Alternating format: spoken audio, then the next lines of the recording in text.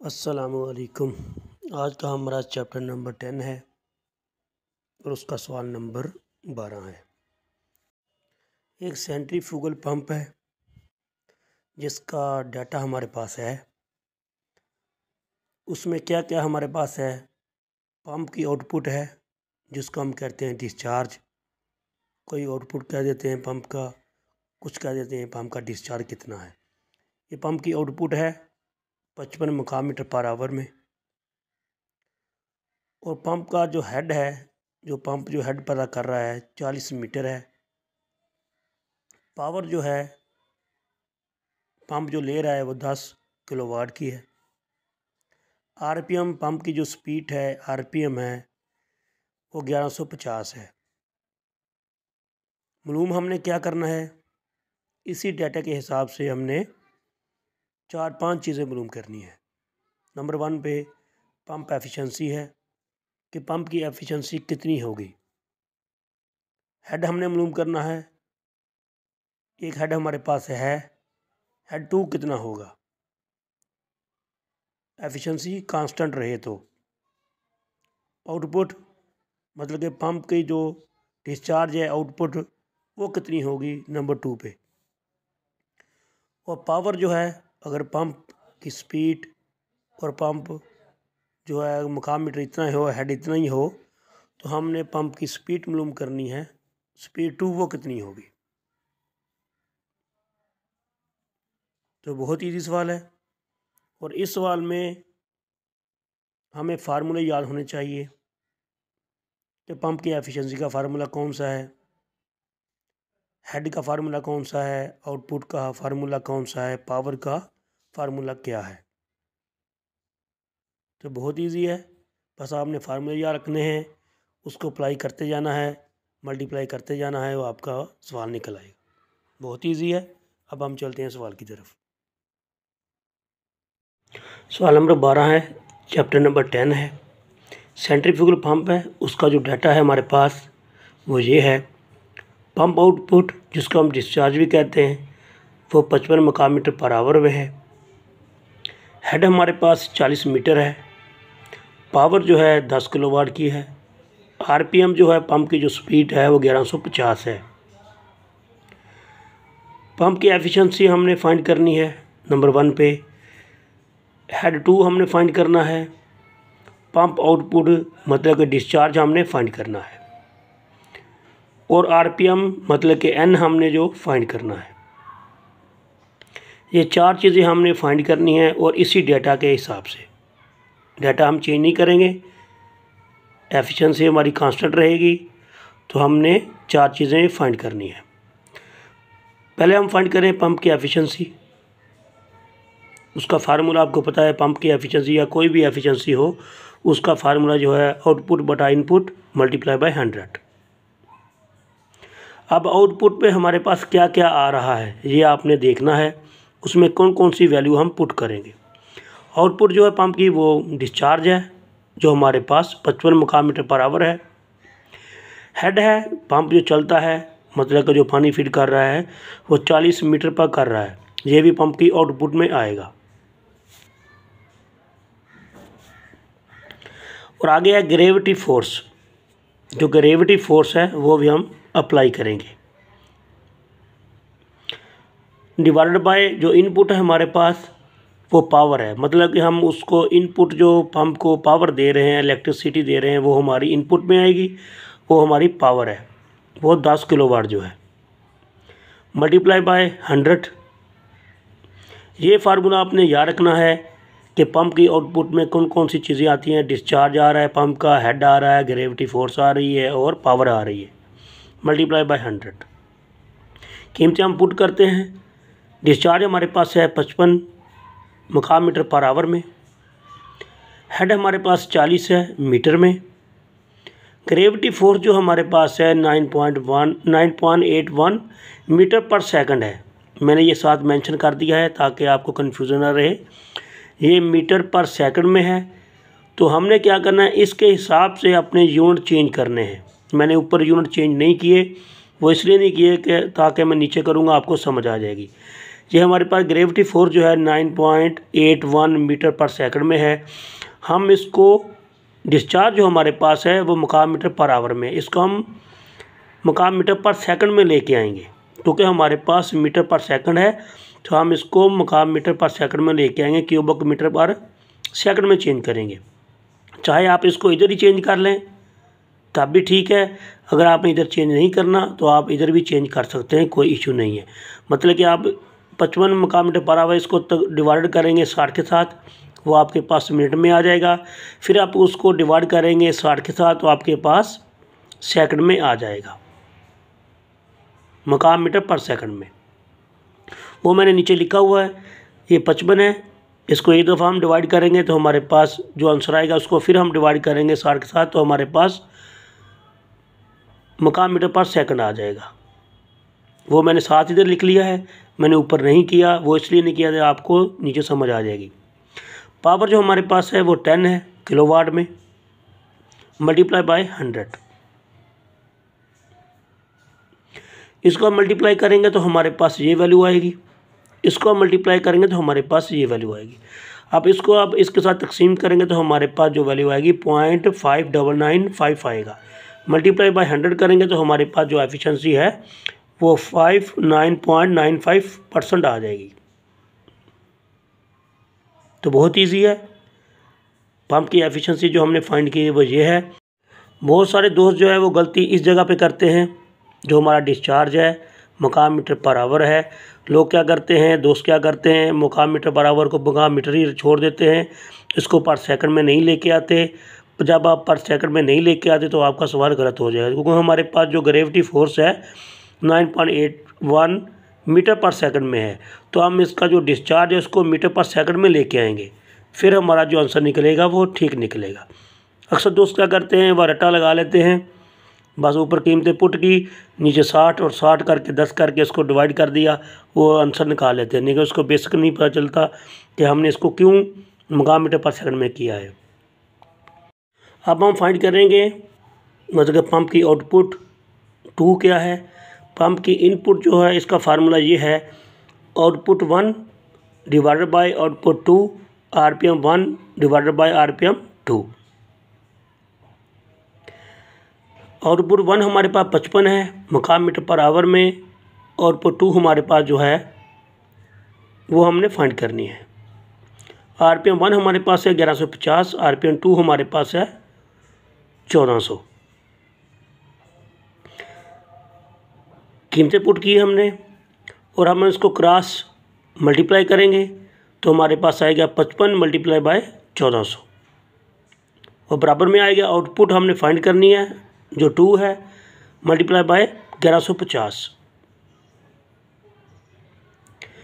Output 2 जो हमने find करनी है इसको हम बाहर ले आएंगे और ये मल्टीप्लाई इसको हम तकसीम करेंगे, ये ऊपर आ जाएगा, इसको हम तकसीम करेंगे, इसको हम मल्टीप्लाई करेंगे और डिवाइडेड बाय करेंगे 1150 के साथ, तो आपके पास आउटपुट 2 जो है वो ये आ जाएगी 66.95 मुकाम मीटर पर आवर।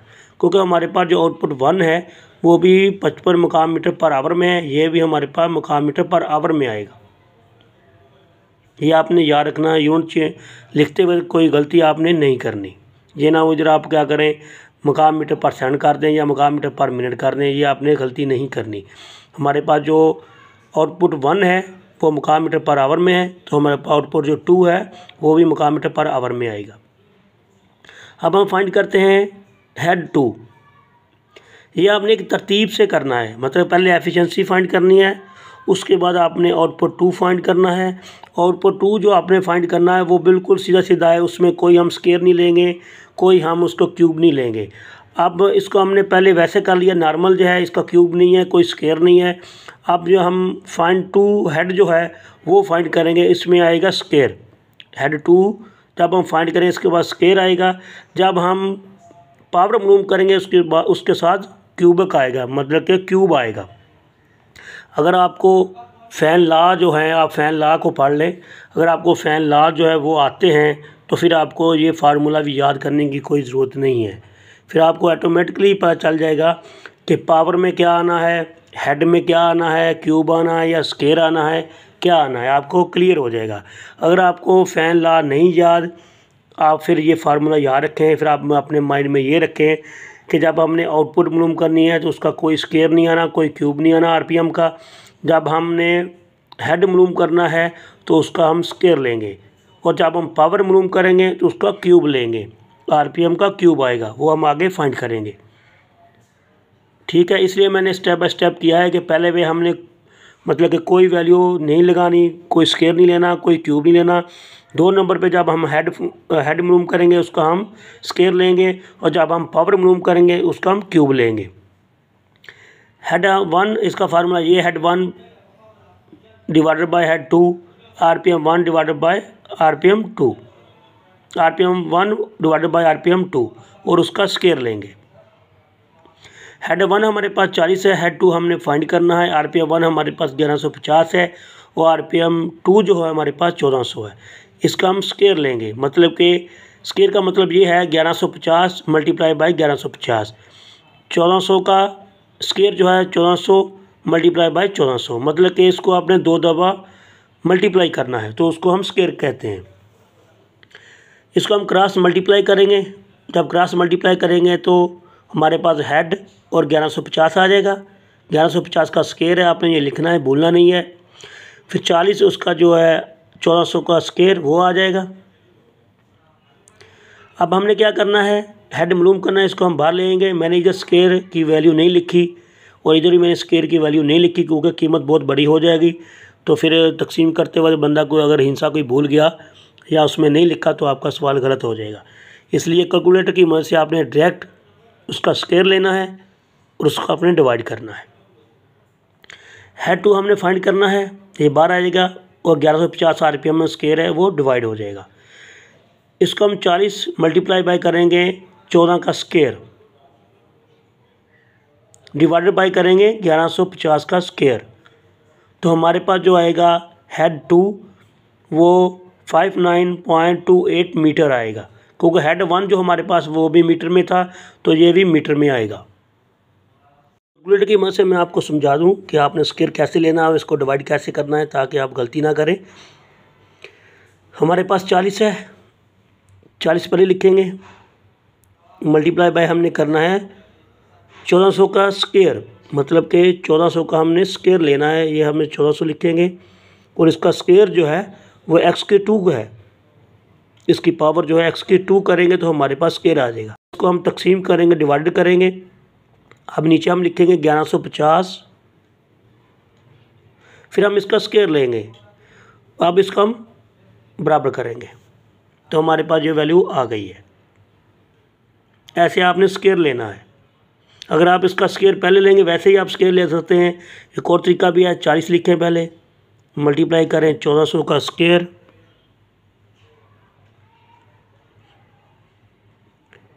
इसको फिर आप 1400 लिखें,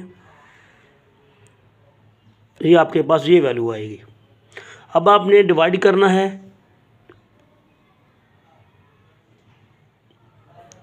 1150 के साथ, फिर डिवाइड करें 1150, फिर ऐसे आएगा। जो तरीका आपको इजी लगता है आप वो कर लें, जैसा आपको अच्छा लगे। मुझे तो यही तरीका अच्छा लगता है और ये इजी भी लगता है कि 40 को आप मल्टीप्लाई करें 1400 स्केयर के साथ, x की पावर के 2 के साथ, और डिवाइडेड बाय करें 1150 और x की 2 के साथ, तो आपका सवाल निकल आएगा। बहुत ईजी है, इसको आप देखें। अब हम फाइंड करते हैं पावर। पावर 1 हमारे पास है, पावर 2 हमने फाइंड करनी है, आरपीएम 1 का क्यूब और आरपीएम 2 का क्यूब। जैसा कि हमने पहले स्केयर लिया था, अभी हम क्यूब लेंगे।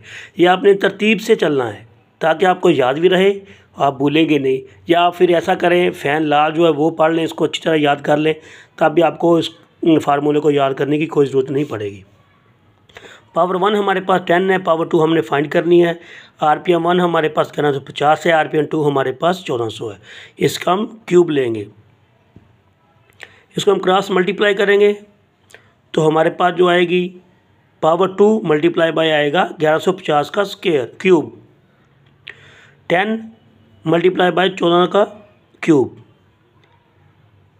पावर हमने मालूम करनी है, इसको हम बाहर ले आएंगे और ये ऊपर लिखेंगे, इसको हम तकसीम करेंगे। अब आपने क्या करना है, 10 मल्टीप्लाई बाय 1400 का क्यूब, मतलब कि 1400 मल्टीप्लाई बाय 1400 मल्टीप्लाई बाय 1400। इस क्यूब का मतलब ये है कि 1400 को 3 दफ़ा आपने मल्टीप्लाई करना है, और 1550 का क्यूब का मतलब ये है कि 1550 का आपने 3 दफ़ा मल्टीप्लाई करना है। अगर आप कैलकुलेटर की मदद से करेंगे तो आपने ऐसे ही करना है। अगर आपने ऐसे नहीं किया, मतलब 1400 का क्यूब ले लिया, फिर उसको 10 के साथ मल्टीप्लाई किया, कीमत लिखें, बहुत लंबी वो वैल्यू हो जाएगी, लिखते वक्त तो आपको मुश्किल आएगी, और उसमें अगर कोई हिस्सा रह गया तो फिर आपका सवाल गलत हो जाएगा। तो आप इसको डायरेक्ट लिखें, ऐसे ही करें, आपके लिए ईजी है। वो वैल्यू जो है बहुत लंबी हो जाती है, लिखने में और पढ़ने में बड़ी मुश्किल होती है। भाई ऐसे लिखें 10 मल्टीप्लाई बाय 1400 का क्यूब। जब आप इसको मल्टीप्लाई करें और डिवाइड करेंगे तो आपके पास जो पावर 2 आएगी वो 18.04 किलोवाट आ जाएगी। कैलकुलेटर की मदद से आपने कैसे करना है वो मैं आपको अभी बताता हूँ। 10 हमारे पास है, मल्टीप्लाई करें आप 1400 का क्यूब। आप इसको डायरेक्ट एक्स की कीमत जो है, पावर जो है 3 है, इसका मल्टीप्लाई कर लें ऐसे। डिवाइडेड आपने करना है 1150 के साथ, डिवाइडेड बाय 1150 का क्यूब। ये एक्स की पावर जो है 3 है, ये हमारे पास वैल्यू आ गई है, जो पावर है किलोवाट की वो आ गई है। अगर आपने ऐसे करना है ऐसा कर लें, अगर आपने ऐसे नहीं करना तो आप ऐसे कर लें, 10 multiply by 1400 multiply by 1400 multiply by 1400। अभी आपने इसको मतलब के साथ ही डिवाइड करना है 1150 के साथ। 1150 डिवाइडेड बाय 1150 डिवाइडेड बाय 1150, वही सेम वैल्यू आई है। जैसा आपको इजी लगता है आप वैसे कर लें, चाहे आप इसको अलग लिख के कर लें, चाहे आप ऐसा कर लें, चाहे उसका आप एस की पावर 3 कर लें डायरेक्ट, जैसे आपको इजी लगता है आपने करना है। लेकिन आपने ऐसे नहीं करना कि पहले 1400 का क्यूब लें कि वहाँ पे इधर आके आप कीमत लिखें, उसकी जो वैल्यू आएगी वो बहुत ज़्यादा लंबी आएगी, फिर आप उसको मल्टीप्लाई 10 करें वो और लंबी हो जाएगी, ठीक है, वो लिखने में पढ़ने में बड़ी मुश्किल आएगी।